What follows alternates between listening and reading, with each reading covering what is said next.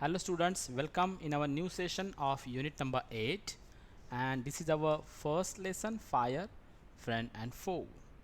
Foe means enemy. Is the fire your friend or enemy? Just find out.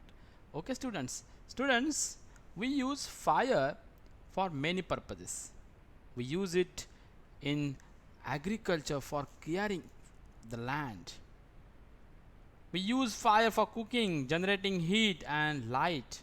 We use it for signaling. We use it for incineration of waste material and as a weapon too. We use it as a mode of destruction. Like this uses, the fire has some adverse effect too. And fires can be deadly and destroying. It really destroys the homes, wildlife habitat, timber, and it pollutes the air with emission of harmful gases. It releases carbon dioxide, and fire affects landscape. It means it affects the natural beauty. So students, in this lesson we are going to learn, is fire our friend or a foe? So let's see. So before you read, let's read some questions given over here. Fire is both useful and dangerous. What is fire? How did we discover it? And how do we control it? So the first question is, what is fire? Fire is an rapid oxidation of material in science. We will say that it will be the chemical reaction of different matter. And the next question is, how did we discover it? Students, it will be discovered in ancient time. It will be said that when lightning would strike a forest and it straightly create by rubbing the two objects. And how do we control it? We control it by spraying water on it, or we control it by reducing oxygen level at that area, or by using some fire extinguisher. So like that, here in this lesson we are going to learn more about how do fire was discovered and how do we control on it. Okay students, so let's start our lesson, fire, friend and foe. Early man didn't know what fire was. When ancient people didn't know what was the fire, but he must have seen the damage it could cause. It could cause. He must have watched lightning and volcanoes long before he began to use fire himself. Here, ancient people only saw that the volcanoes and the lightning, but they didn't know what was the fire. Fire was a powerful and dangerous, and he was frightened. Means he means here ancient people, early man. Early man was frightened as because fire was so powerful and so dangerous, as we discussed before. Because fire destroys the homes and wild habitat too.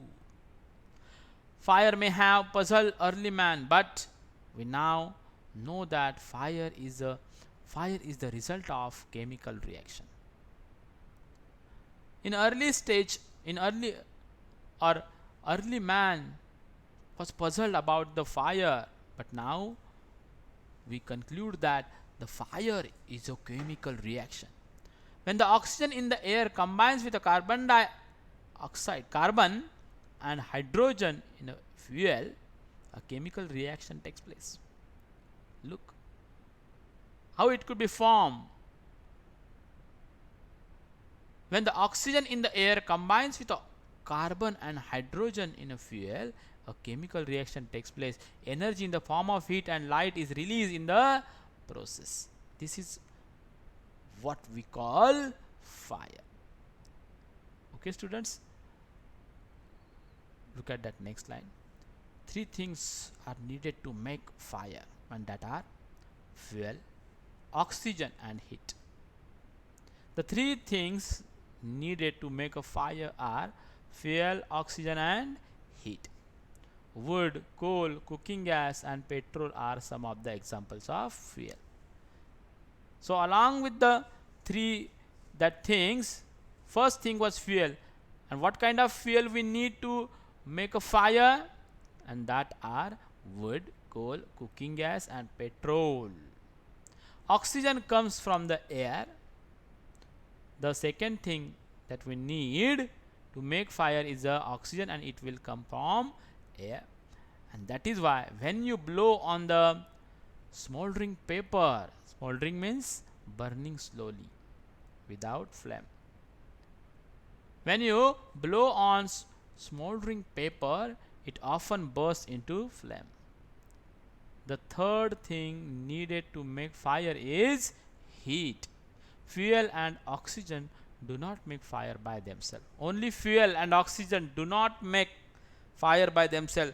They need heat compulsory for the fire, or else newspaper or a stick lying in the open would catch fire on its own. Only newspaper or a stick lying in the open would not catch fire without the heat. To burn a piece of paper or wood, look at that, we heat it before it catches fire. So to burn the paper or wood, we need to be heat it before it catches fire. We generally do it with a lighted match. Every fuel has a particular temperature at which it begins to burn. Every fuel has a particular temperature at which it begins to burn. This temperature is called as the flash point or kindling temperature of that fuel. So what is meant by flash point? Flash point means every fuel has a particular temperature at which it begins to burn, and this temperature is called as flash point or kindling temperature of that fuel. It is sometimes said that fire is a good servant but bad master. Many people said that fire is a good servant but bad master. It means when it was a little, you will be okay. But if the fire extends, it will be the bad master. It is impossible to control it. It only means that fire is very useful as long as it is kept under control. If you lose your control over the fire, then it will destroy all the things. For instance, we use it to cook our food, warm our homes in winter, and to generate electricity. Look at that, there are uses of fire are given. For instance, we use it for cooking purposes. We warm our houses in winter, and to generate electricity we use fire. But on the other hand, if fire gets out of control, it can be very dangerous. Each year, thousands of homes and shops are damaged by fire. It makes huge destructions. Vast areas of forest are also destroyed, and hundreds of people are killed or injured because of fire if it is not in control. Just as three things are needed to start a fire, there are three main ways in which fire can be put out. As we have seen what or how we control the fire, there are three main ways to control the fire. And what are they? Let's see. In which one of the three things needed for burning is taken away. We have seen that three things needed to form a fire are heat, fuel, and oxygen. If you taken one of those thing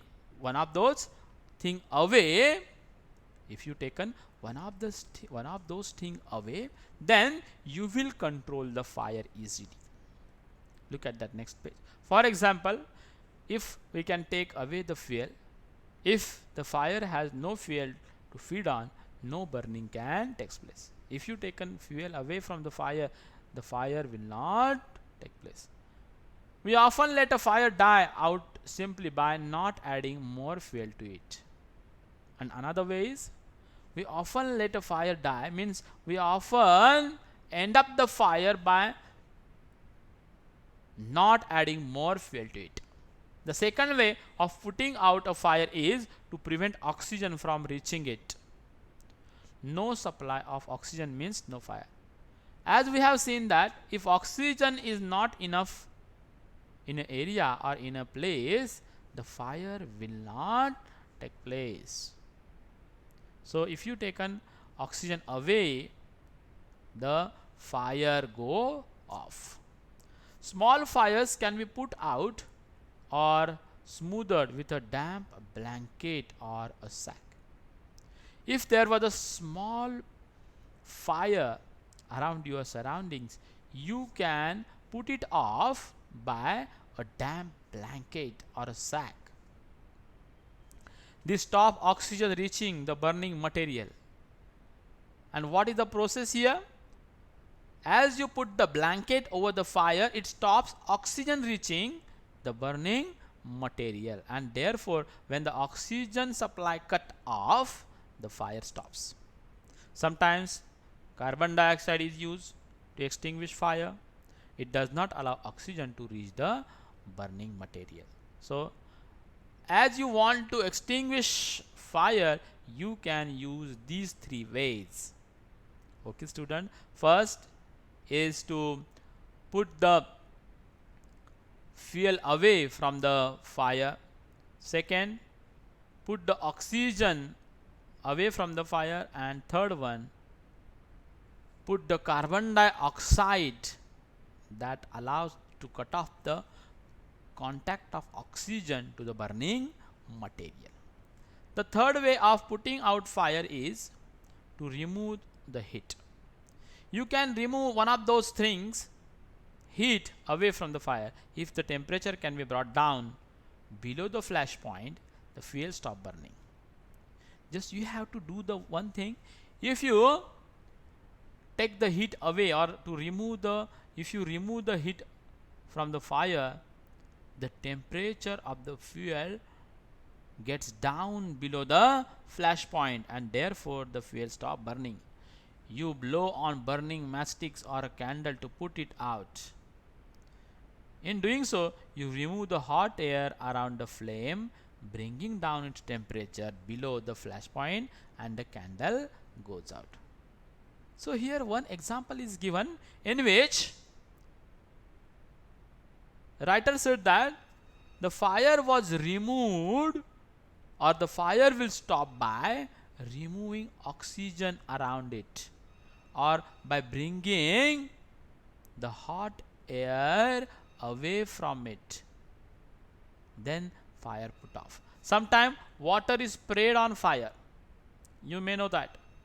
It absorbs heat from the burning fuel and lowers the temperature.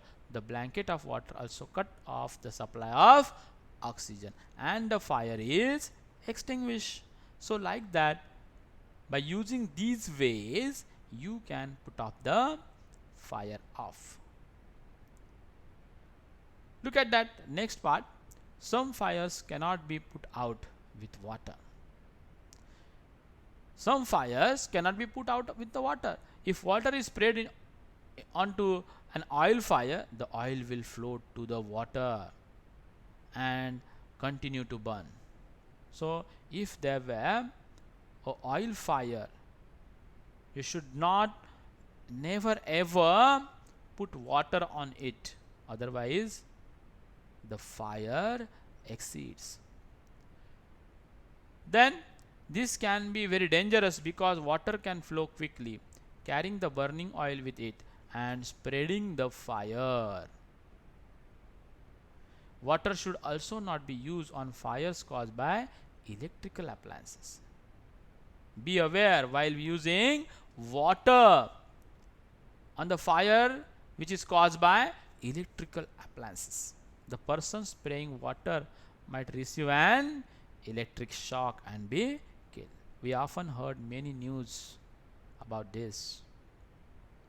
A carbon dioxide extinguisher is the best thing to fight an electrical fire. So, like this, we can continue the next page. We spend millions. We spend millions of rupees each year in fighting fires. And we spend more trying to find new ways of preventing fires from happening and getting out of control.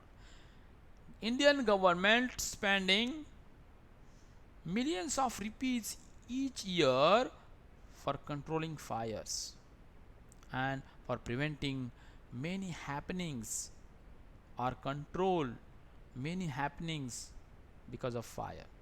On the whole, we have learnt rather well to control fire and put it to good use in our life.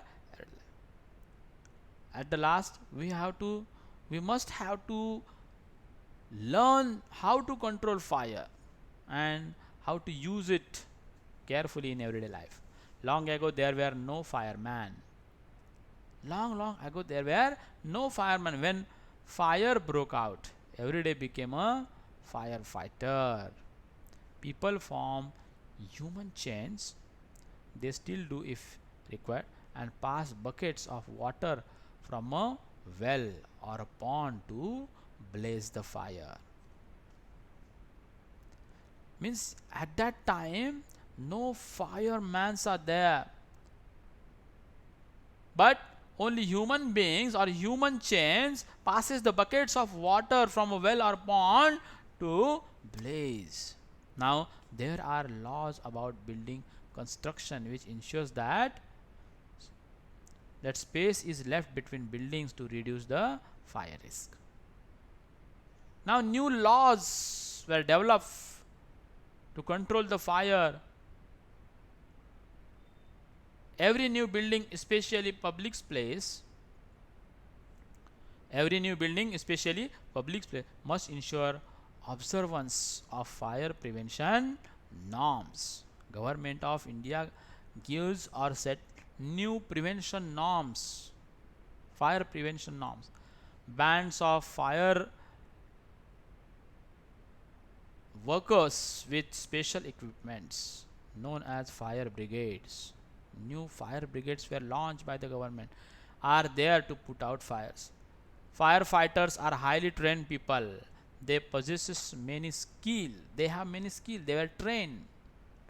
They cut off effectively supply, knock down the dangerous wall, spray water and other materials to bring the fire under control. They are also trained in first aid so that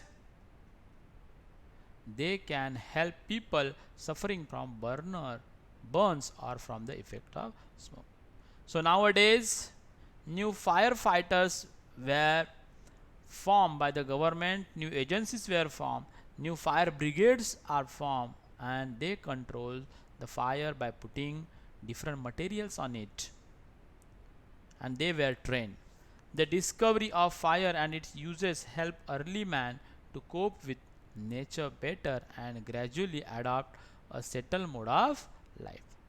Means here discovery of fire and its uses help man to deal with or to manage with the nature better.